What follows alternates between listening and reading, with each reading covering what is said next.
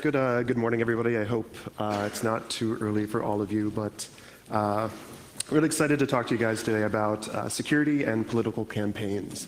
I had the fortune to run the application security department for the Obama 2012 campaign, and I think we can all agree that technology has an ever-increasing importance in politics in general, but especially in political campaigns. Certainly in the US, we now see lots of money changing hands over the internet. We see lots of community building, lots of communication, lots of advertising. Basically, technology is a really big part of campaigns in the US, but I think also across the world. So today, we're going to talk about a lot of different things, give you some very brief background about myself, but then talk about the 2008 and 2012 Obama campaigns, what kind of role technology played in those, and the importance of security. Then we're going to get into kind of the threats in terms of the threat actors and the actual threats that they might be posing to campaigns, and then talking about kind of the technicalities of enterprise security, cloud security, application security at campaigns. So let's get started. So, me. I went to university at Iowa State University in the US. It's kind of in the middle of nowhere. It's famous for agriculture, veterinary medicine, and computer engineering, which is a really odd combination. As an undergraduate, I actually chose to study political science and Mandarin Chinese, which is, obviously fits into the veterinary sciences and computer engineering. But upon graduating, I didn't kind of get into the jobs that I was expecting to, so I went back to school for a Master's of Science in Information Assurance, which is a fancy way to say computer security. With the computer engineering department, they have a really great program that teaches you kind of the fundamentals of security all the way up, all the way through the stack, basically. I had always been a computer hobbyist, so it wasn't a big transition for me, but it was a great experience. After university, I got into the Security Operations Center of a Fortune 100 company. We did monitoring for their organization, but also for their customers and that kind of thing. And if you've ever seen the movie War Games, the big missile command screens that you see in the back of it, with everybody sitting in front, that's basically the environment we worked in. We were monitoring networks for security incidents, doing investigation, kind of grokking through millions of events a day, trying to find things that were bad. I started off as an analyst, and then I got into some development work, doing automation, ticket management, that kind of thing. After a couple years of that, I got into security consulting, which is great because you get to kind of see the problems that lots of different people have with security. You get to go from organization to organization, talk to them about their problems, talk to them about how you can solve their problems. You get to find problems, and you usually don't have to fix them, which is kind of the sweet spot, right? It's always fun to point things out and not be responsible for what happens afterward. In security consulting, I did a lot of penetration testing, a lot of application assessments, specifically lots of web application assessments. And I've been based out of Chicago now for about 8 or 9 years, I think. And Chicago is a pretty interesting place to be in technology. The technology community there is pretty small. We all kind of know each other. And after doing about 3 or 4 years of consulting, I was having dinner with a bunch of friends in technology in Chicago, one of whom recently started as the CTO for the Obama 2012 re-election campaign. And we started talking about his role in the campaign and what he was doing. And he told me that he would often have trouble sleeping at night because they're basically developing, or we're planning to develop at this point, lots of really great new technology for the campaign, kind of like exciting stuff in terms of community building, communication, data, big data analytics, and that kind of stuff. And he was kind of worried about the role security would play in all of this. He was worried that we would be a big target, that kind of the hackers of the world would be after us, and that they could ruin the whole thing for him. Naively in response, I said that I thought I could help him with that. And a couple months afterwards, I joined the campaign as a senior security, application security engineer, which is a little misleading because I was the only application security person, or the only full-time security person within the entire campaign. So I was kind of there by my lonesome self, figuring out what security meant here and how we could go about solving those issues. So here's a picture of the headquarters in Chicago. This does not look like any office I ever worked in. It was an incredibly kind of dynamic, shoestring budget kind of environment where lots of young people coming in really excited to work there. It was really interesting because this is the only place I've worked where people were genuinely excited to come to work every day. And a lot of that is because they were working, obviously, for somebody they believed in, but they were also there because of the challenges we were facing. Everybody was kind of doing cutting-edge stuff, whether it was in technology, communication, advertising. Everybody was doing something new. So it was really great to work in that kind of environment. And as the application security person, I had a lot of different roles there. So I was part of the technology team that developed applications, deployed them to the internet, and I was responsible for making sure that our software that we were developing and deploying was secure. Basically, that we didn't get hacked into. That involved managing a secure development lifecycle, doing application audits, application assessments, doing monitoring on our deployments, and kind of everything involving applications. I also helped out with the enterprise security, which is kind of the traditional IT role that you see in an organization. So headquarters networking, email, the secure architecture of kind of our field office networks and that kind of thing. I helped deploy like the IDS within our headquarters, did monitoring on it, did training of people, kind of helped people understand what security meant within the organization, kind of acted as a general resource for security. So getting into the actual campaigns. 2008, obviously, Obama won that. And he won it by a pretty big margin. I'm not sure if everybody's familiar with the electoral system in the US. It's pretty weird in that the popular vote doesn't necessarily count for much. It's the electoral votes that count for everything. Essentially, there's 538 possible votes. You need to win a majority of those, meaning you need at least 270. If you reach that goal, then you would be elected as the next president. Obama, with 365, had a pretty clear majority in terms of electoral votes. He also won the popular vote. So that was a pretty big win. And technology played kind of a groundbreaking role in this election. This was the first time we saw a lot of donations happening online. We saw a lot of online communities sprout up in support of the president. He had a pretty, for the time it was a pretty sophisticated homepage that allowed people to kind of discuss, comment on different news articles and communicate that way. They also had their share of security problems.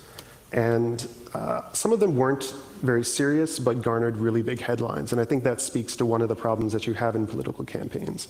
No matter how small the problem is, it's going to cause headlines everywhere. So here is an example. There was a cross-site scripting bug on the homepage of the 2008 campaign. I wasn't involved with this campaign, but I've had the opportunity to talk to people who were. And essentially, somebody decided it would be a great idea to redirect everybody's traffic from the Obama homepage to the Hillary Clinton page, who at the time was, they were kind of vying to see who would be the Democratic candidate for that campaign. So pretty small, pretty normal kind of run-of-the-mill cross-site scripting bug, but the fact... What's that? Like stored cross-site? It was stored cross-site scripting, yeah. So stored cross-site scripting that redirected people because of a bug in the commenting system, basically.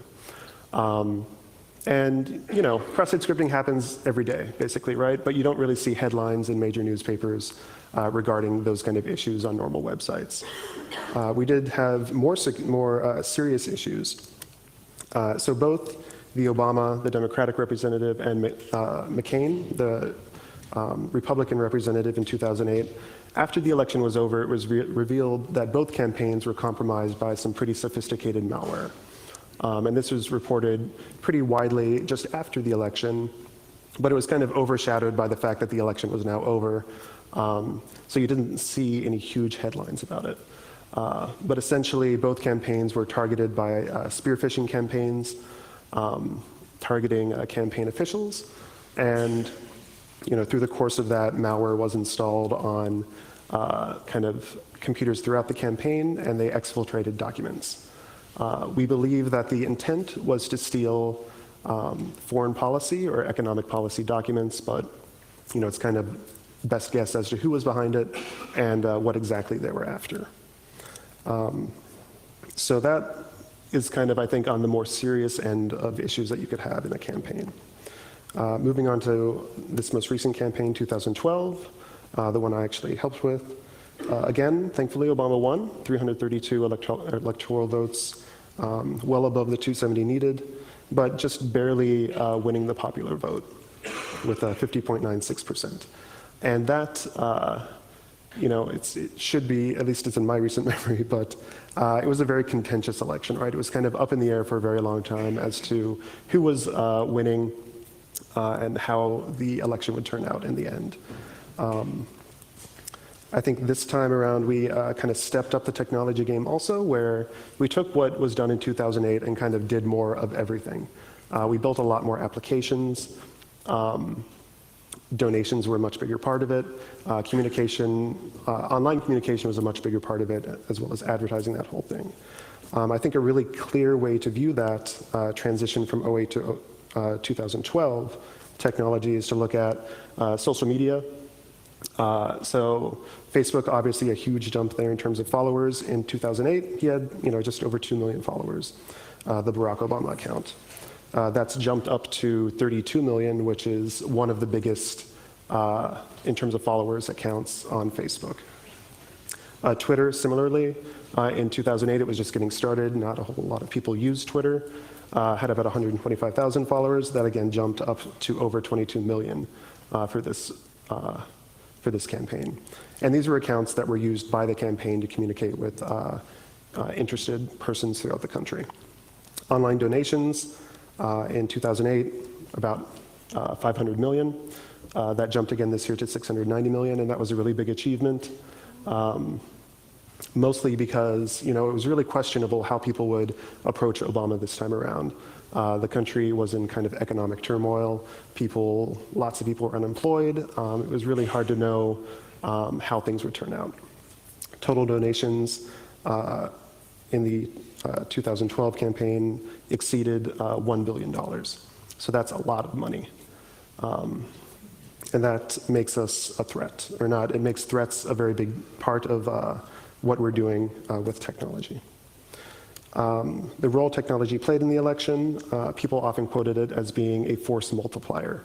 What that means is somebody who can call 100 people on the phone in a day.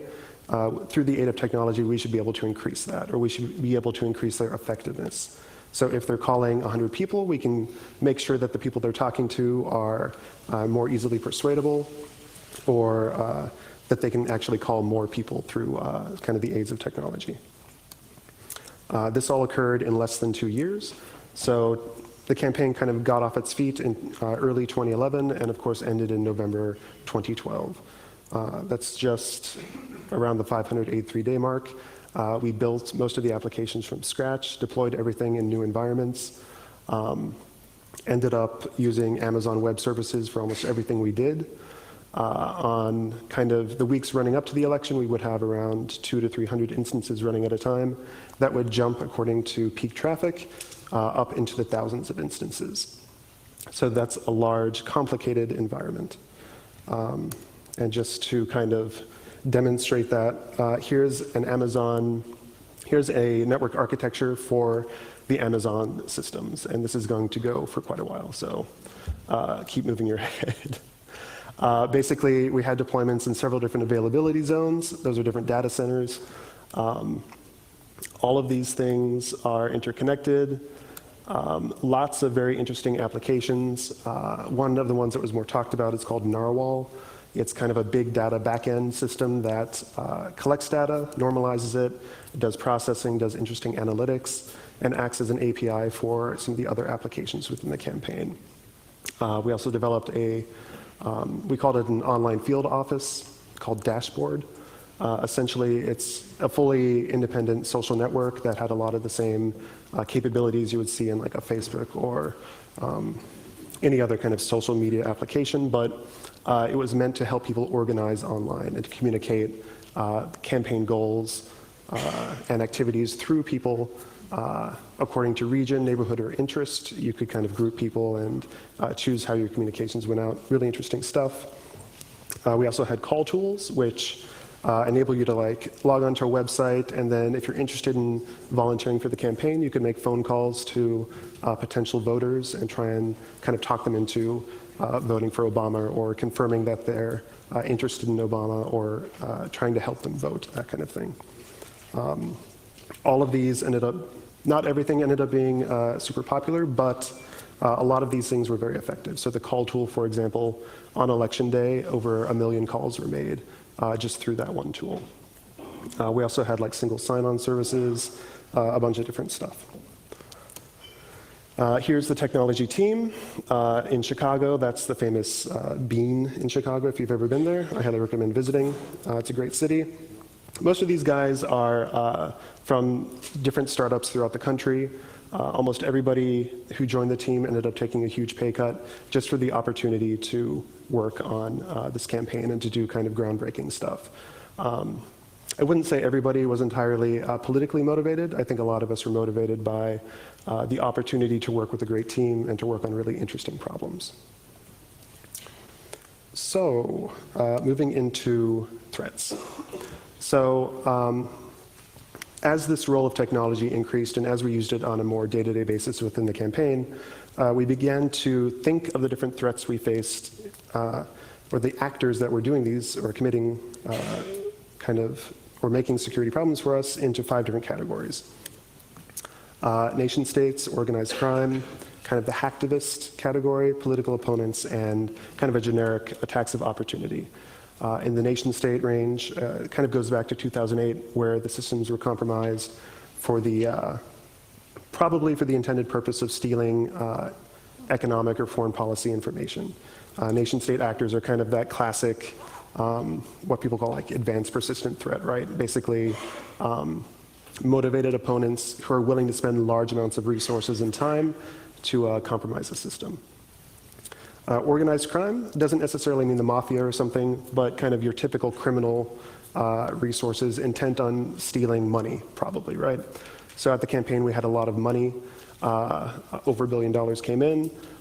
We took a lot of credit card transactions. We took a lot of donations. We had an online e-commerce store. Obviously, all of that could be a target for kind of your typical criminal activity with the intent of stealing money, stealing credit card numbers, that kind of thing. Most of the threats we saw from that were kind of your typical web scanning, attacks on the actual infrastructure itself, SQL injection, that kind of thing. Thankfully, nothing, we're not aware of anything actually working against us, which is great. Hacktivism, this is kind of the anonymous threat that people talk about. Most of the things we see there are denial of service with the intent of making a political statement, or kind of attempts to compromise a system, steal information, and then publish it with the intent of calling notice to some sort of political cause or something like that. Kind of the typical modus operandi for Anonymous is to steal information, publish it on Pastebin, and then say, hey, look, these people suck, don't vote for them, or read our message, that kind of thing. Political opponents. I'm not necessarily talking about the Republican Party here in this case, talking about activists who are against Obama. So it's really not in the interest for either campaign to attack each other. That'd be really big news or problems if that ever came to light, so we weren't really worried about that. We were worried about kind of political activists kind of staging protests or trying to cause sabotage or fraud within our online systems. And finally, attacks of opportunity, and this is kind of the general bucket of if you have a server on the internet, even if you're not any particular target, you're going to get attacked by the background noise of like people scanning the internet for vulnerabilities. And this is usually people looking for vulnerabilities in commonly deployed software, PHP MyAdmin, different Java exploits, different framework exploits, that kind of scanner activity that isn't really looking for you, but it's looking for anything it can exploit. So always worried about that as well. In terms of the effect these have on a campaign, we're obviously worried about theft. That's theft of money, theft of information, theft of sensitive documents or planning documents, that kind of thing. We're particularly sensitive to sabotage, especially during key moments of the campaign, for example, during debates or during election day. If you're able to impact the availability of systems, you can have a noticeable effect on like how efficiently we're able to contact people or how efficiently we're able to take donations and that kind of thing. So we're really interested in preventing attempts at sabotage. And finally, political statements. These would be the people looking to like deface your website or put a message online. So keeping in mind those threats, let's talk about what we did to actually mitigate them at the campaign. So in terms of enterprise security, in terms of social attacks and that kind of thing, at the campaign we saw weekly targeted spear phishing campaigns targeting very select individuals within the campaign itself. These were of a higher caliber than I'd ever seen at any other organization, specifically targeting small groups of people with very, very targeted messages. For example, a policy analyst or a group of policy analysts would be emailed by their manager, of course from like a random Yahoo email account or something. But the manager would say, hey, look, I've got this new information about this event that happened yesterday. You guys need to read this and have a report for me by tomorrow. In fact, it's a spear phishing campaign. The attachment is, of course, malware designed to infect a computer, typically, following the typical infection cycle of having like a dropper that downloads a rootkit and then is communicating back to a central resource. So we had that kind of thing on a weekly basis. We had several instances of denial of service or attempts at denial of service. Most of these we could trace back to some sort of online activism. Lots of threats from Anonymous and that kind of thing, where you'd see people in IRC talking about how they hate Obama. That's denial of service him. A couple hours later, they'd have some sort of script ready for people to download, and they'd start attacking us. We never really saw a huge effect from that. It more or less came down to if you could keep them at bay for 30 minutes or so, people would lose interest and just stop trying. And using Amazon's infrastructure, using things like Akamai caching and that sort of thing, it was really pretty easy to avoid any noticeable effect from that. We had a pretty big footprint on the internet. We saw constant attempts to scan us, lots of kind of security tools being used to try and find vulnerabilities. Similarly, we had lots of attempts from opposing activists at fraud and sabotage. Here's one example. This was a doctor in Florida who was a Tea Party activist. And for those of you unfamiliar, the Tea Party is kind of a very conservative, very vocal group who generally aligns with the Republicans. This guy was urging people online to log on to Obama's call tool and either kind of click through numbers and get them removed from the system, or to actually call people. And instead of calling with a message of support for Obama, you call them and you try and convince them to not vote for Obama and to vote for Romney or somebody else. This is kind of the most obvious example. We saw this online. We were able to trace it back to somebody's account on our systems. And we're pretty, at that point, it's pretty easy to mitigate any effect the guy has. But it did kind of point us in the direction of implementing further features to prevent fraud within the systems. We had some pretty sophisticated algorithms designed to detect abnormal behavior in tools such as the call tool to kind of highlight and mitigate that threat. In terms of the enterprise network, and actually all of the things we're going to talk about, we almost exclusively used free open source software. For the enterprise, we didn't have a ton of money to spend on security hardware. We ended up just deploying a box with Suricata, which is a great snort-like IDS system. It operates very similar to Snort. The rules look very much the same. The difference being that it's multi-core, so it's much more performant, and it can be GPU accelerated, which is really awesome. So you can kind of monitor a ton of traffic with very few resources. Snorby is a event management system, so you can take the logs out of an IDS and kind of, it's a web application that lets you monitor, make comments, note stuff, and do kind of investigations.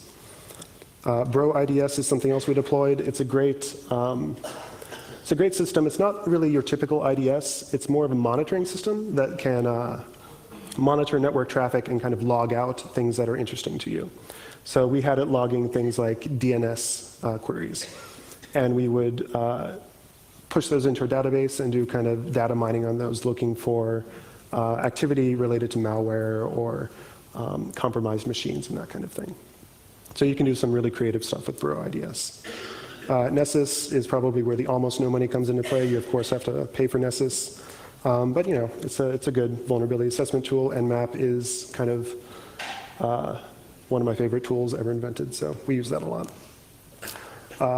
In terms of social threats to the campaign, we had a lot of success training people with something called the Simple Phishing Toolkit. And this is a web application designed to let you run your own spear phishing campaigns. And we would run this against our own staff and employees. It's a pretty frightening thing to actually use, because once you use it, you realize how effective this kind of thing can be. I think in our first attempts at using this within the campaign, we had like a 25% click rate on attachments, and we had like a 12% hit rate on people entering credentials online into fake websites we had put up. So we registered like a random Barack Obama affiliated web domain and had people go to a website there, fill in their email, name and password, and click enter. We would record the people that actually entered their information, and then we would make them take extra training. So we'd like walk up behind them at their desk and say, hey, remember that email you clicked on? You got to come with us and do some extra training now. It ended up working. Like by the end of the campaign, we had a lot lower hit rate on those kind of campaigns. I think it worked out pretty well, and it was kind of fun to be that evil guy who's kind of tricking your people into clicking stuff. In our online chat channels, when we'd launch something, we'd suddenly see people pop up and say, hey, I got this really weird email. Did you guys get this? And people would be like, no, I didn't get that. What is it? And it'd go to like Barack Obama with zeros instead of O's, and it'd be asking for their login information. Or we'd have people like emailing me in a panic saying, I clicked it, I put my name and password in, I know I did something wrong. What do I do now? And it's pretty satisfying. The other general thing is just keeping people in the loop. So if you have a particular threat you're worried about, I think it's a mistake to kind of hold that information back from people. I think it's always better to inform your staff that you're worried about something in particular happening, or if there's something making the rounds of people, kind of giving them all the details you can. Campaigns are really interesting. They're a lot like corporate enterprises. They face a lot of the same threats, but they have some kind of interesting idiosyncrasies that I haven't seen anywhere else. So the concept of bring your own device, basically the campaign wants to spend as little money as possible. And if they can save money by you bringing your own laptop, they're happy to let you do that. Same thing for phones or USB drives, that kind of thing. We had rapid growth. When I joined the campaign, we had about 100 people. Within 6 months, we had gone up to over 500 people in the headquarters alone. That doesn't include field offices or volunteers or that kind of thing. So that's really rapid growth. We had a lot of volunteers coming through, and these are people that have been vetted in some way, so they did background checks and that kind of thing, but they don't go through the same training as staff. So it's a lot of people that come in and out of the office. We have media coming in all the time, people doing interviews constantly, that kind of thing. We also had a very young corporate structure. So the technology team was unique in that we all had experience in our fields. We needed people that could kind of get into the campaign and immediately start building web applications or immediately start coding. A lot of the campaign was made up of younger people who had just graduated from college or didn't particularly have any didn't have years of experience. So that kind of youth in an organization is something I hadn't seen before. So people are basically playing their entire lives out online. Social media was really popular. Kind of controlling those messages became a challenge. In terms of cloud security, we used AWS for almost everything. That's Amazon's cloud solution. I think the most powerful security tool in AWS is AWS itself. If you have the opportunity to design your applications from the ground up to take advantage for this kind of architecture, I think you have some really interesting opportunities to implement security from the ground up. So things like elastic groups where machines get deployed automatically based on load and that kind of thing. Presents a lot of interesting security challenges, but also opportunities as well. We ended up deploying Snort as an IDS solution on every instance we deployed. It gets a bit heavy in terms of resource usage, but it was great to have that insight in terms of what kind of activity each machine was seeing. Mod security is, of course, a great Apache application firewall.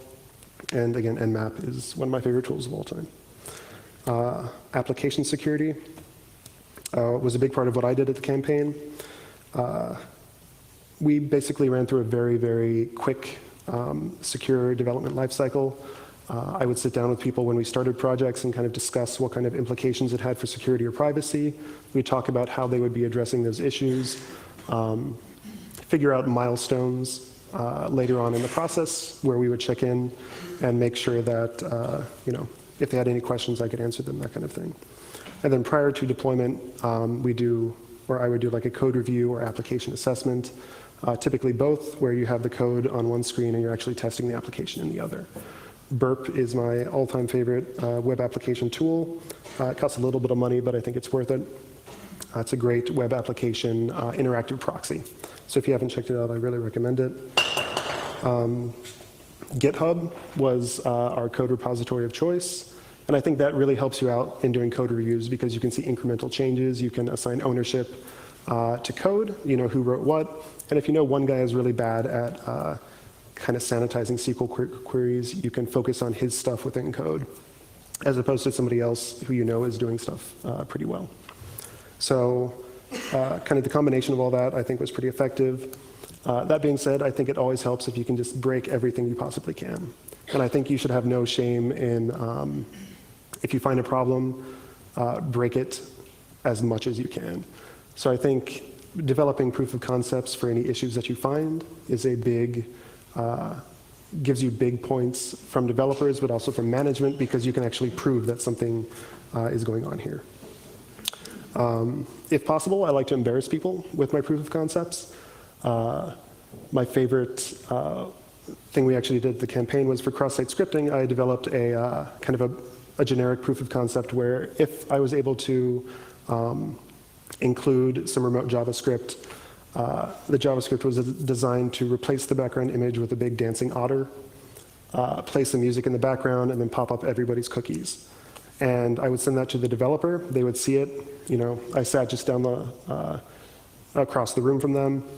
I could see them looking perplexed at their screen. I would then send it to everybody else on the team and have them take a look at it also, because nothing motivates somebody to fix a problem more than if all of their friends and peers are looking at the mistake they just made. I think it's important not to humiliate them, but I think embarrassment is appropriate. So using that embarrassment to help everybody learn, and to learn from a mistake, and to kind of have that cooperative learning go on. And in respect to that, I think it's really important that developers are proud of the code they write. So if they write really good code, if you don't find many problems with it, you should also tell them that. And you should use them as a reference to other people who might not be developing as secure code. So make them feel pride in what they're doing. And finally, if you're responsible for the security of applications on the internet, you always have work to do. Even if something's deployed and hasn't had a problem in the past, you kind of constantly need to keep up to date with what's going on, researching new security issues and that kind of thing. So you just can't stop doing anything. Finally, and I think hopefully we have some time and I can take some questions, volunteers I think are incredibly important in this kind of situation. Thankfully at the Obama campaign we had a lot of people eager to help us out. And again, the community in Chicago is pretty small in terms of technology and even smaller in terms of security. So I invited some of my former coworkers, my friends, people I trusted to come volunteer and spend like a weekend with us and help me secure code. So basically doing hackathon kind of things where we bring them in, point them at some applications or IP addresses, and have them hack at it. And the benefit there is you get more than a single set of eyes on stuff, which I think is really helpful. So I think that's all I had for you guys, but I'd be happy to take any questions if we have time. Okay, thank you.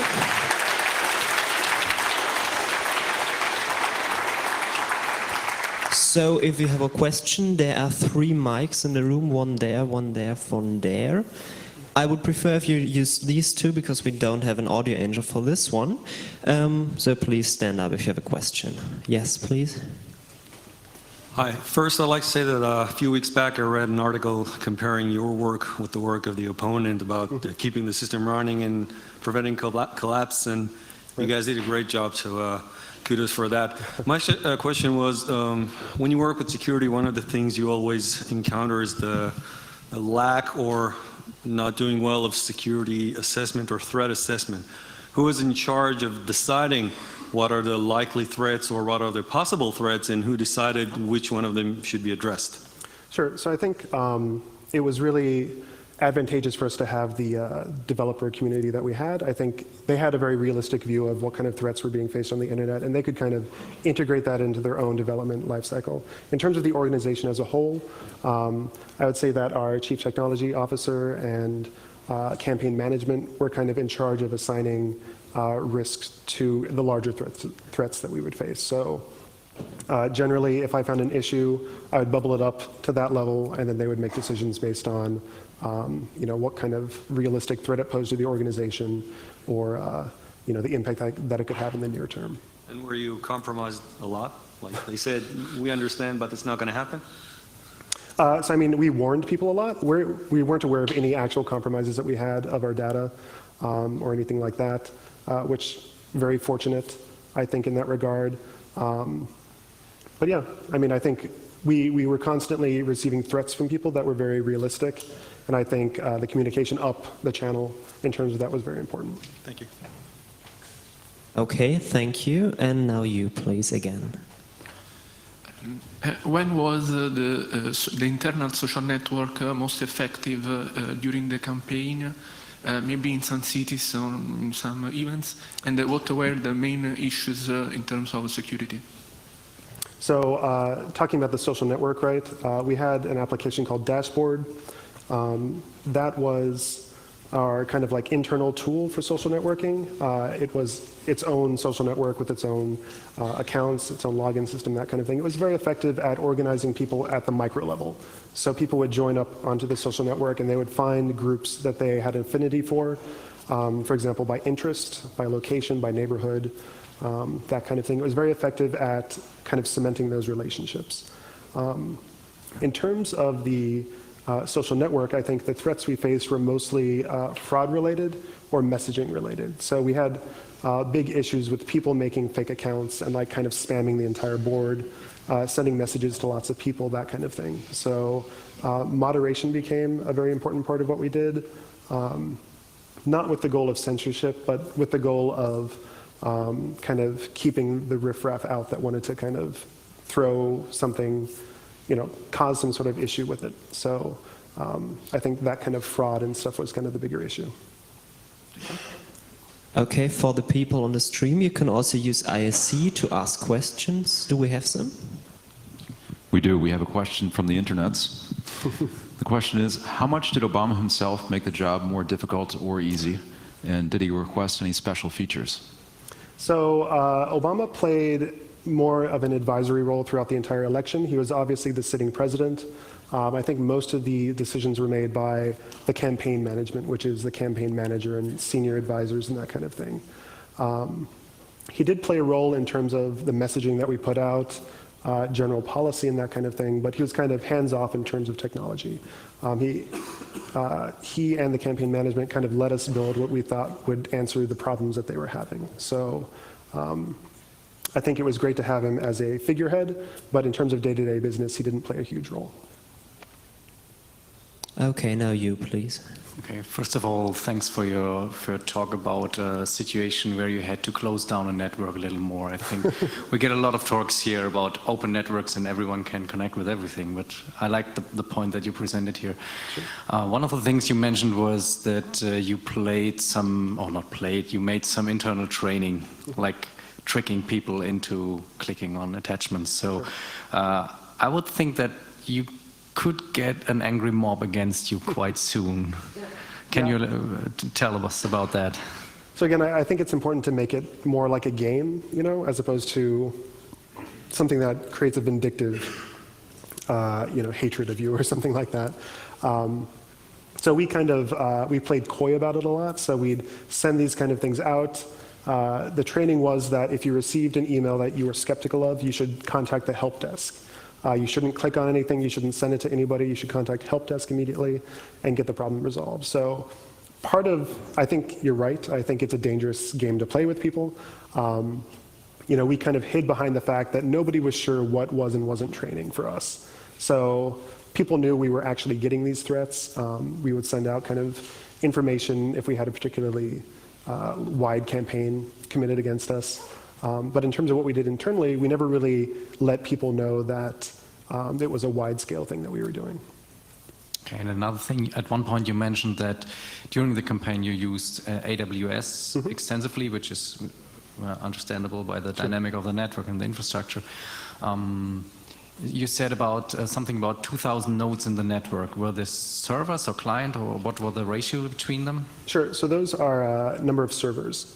So for example, on election day, we had over 2,000 servers grown into AWS across multiple zones, all serving the applications we were doing. In terms of the ratio, I'm not exactly sure what that was. We had pretty aggressive scaling limits set on stuff, so things would scale up pretty readily. On election day, we kind of threw caution to the wind and money to the wind and just said, scale everything up, get as much as we can. So the ratio was, still it's probably thousands to a machine, but we had a ton of traffic being thrown at us. So. And how many clients were there? And you within the campaign? We had a lot. So I think the best statement regarding that is probably what our DevOps person said. 8.5 billion requests. On a given day, we had several million requests to our main websites. Yep. Thanks. Yep. Okay, one more question from the internet. And the question is, how large a part, or how many people were volunteers and how many people were full-time employees, and did that present an additional challenge? Sure. I think it did present a challenge just in terms of the disparity in terms of experience and how much time they spent at the campaign. So obviously, if you spend a lot of time there and you're actual staff, I think you're motivated in different ways than a volunteer. They're both great and incredibly helpful, but there's certainly a challenge in kind of rectifying that difference. In terms of full-time staff, at the headquarters, I believe we had between 500 to 700 at different parts of the campaign. That's out of the one location in Chicago. I think across the country, the number was more in the low thousands, so something like 2,000 or 3,000 staff, paid staff in the country. In terms of volunteers, that's a lot more. I think a lot of it depends on what you call a volunteer.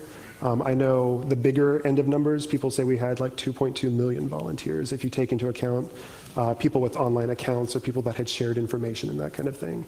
Realistically, it's probably more in the tens to hundreds of thousands. Okay, and now you, please.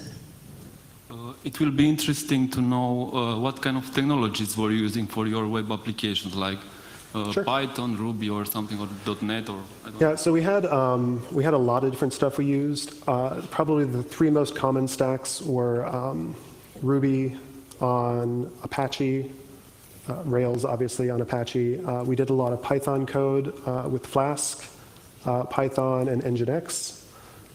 We also did a few applications in PHP, also built on Apache.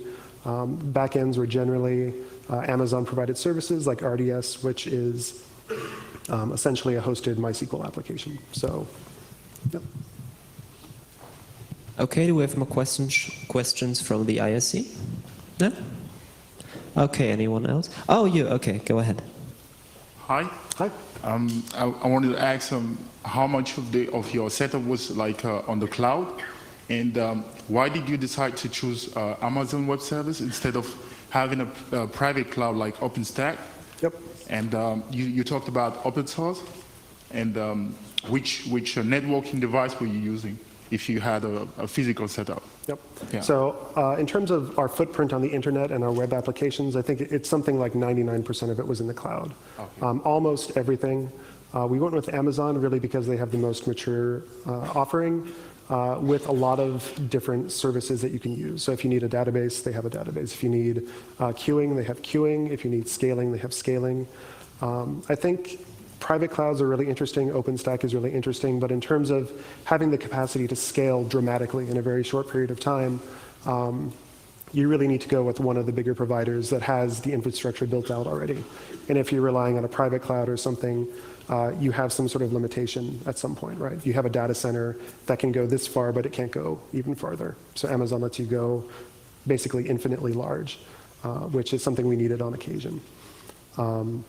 In terms of hardware in the campaign, for the security stuff that we were setting up, it was just kind of a stock server that had, I think, 4 CPUs in it or something with some RAID storage. It wasn't anything, nothing special, basically, just kind of base 1U servers. Yep. Thank you. Okay, one more question from you, please. There's a question for me. I assume that you had a pretty decent SIP infrastructure. And I was wondering if you saw any interesting exploits that involved SIP specifically, where people were trying to exploit the phones. So you mean the telephony SIP, right? We didn't see, we saw scanning, we saw SIP-focused scanning. We were actually using a lot of Microsoft's Link backend for SIP, which is an interesting conglomeration of different services. Aside from scanning, I don't think that we saw anything particularly interesting from it. Yep. Okay, you please. Did you see any impersonation attacks? You know, my alternative Barack Obama site, give me your credit card numbers and so on. And how quickly were you able to take them down if they were hosted someplace dodgy? So I think we certainly did see that, and I think the Romney campaign saw the same thing. And I think you have very limited options other than communicating with law enforcement or communicating with the hosting providers to have that kind of thing taken down.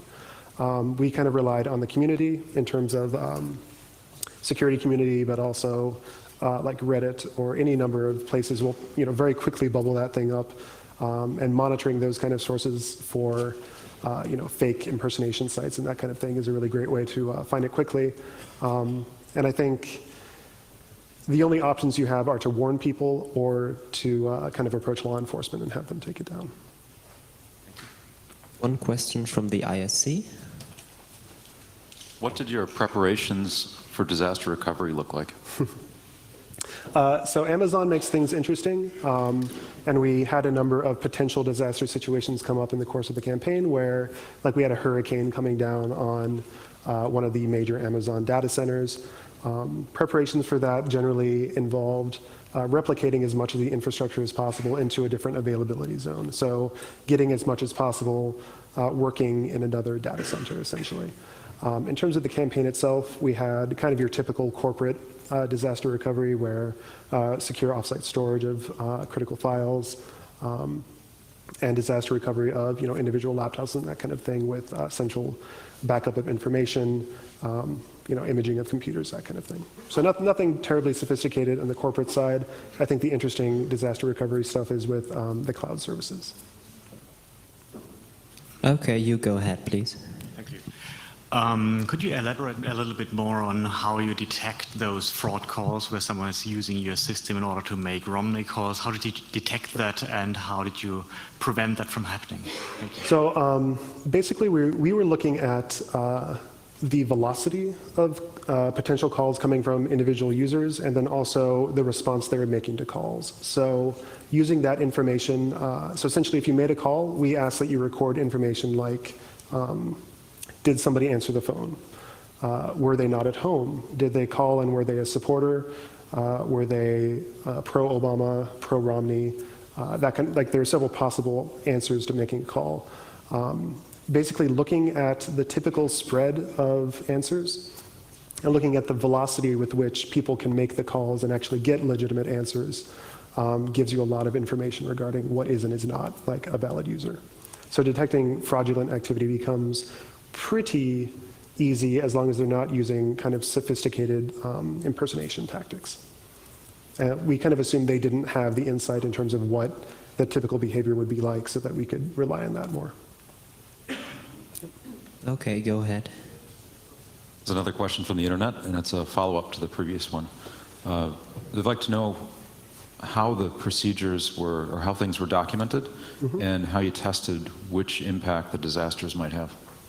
So documentation, I mean, we would provide as detailed kind of synopsis of how to actually implement disaster recovery situations as possible.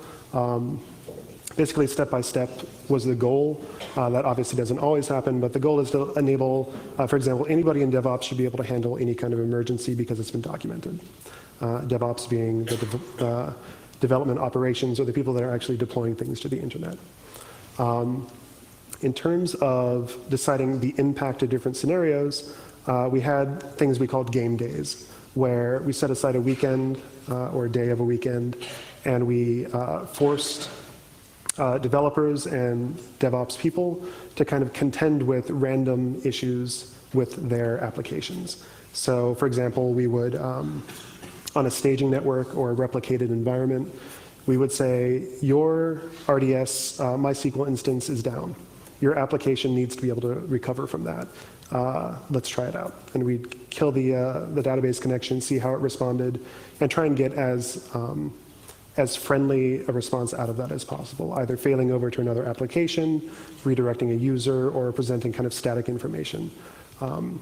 So going through that entire stack of possible problems and figuring out the most graceful way to fail was a big part of those game days and the big goal in preparation for things like election day and that kind of thing.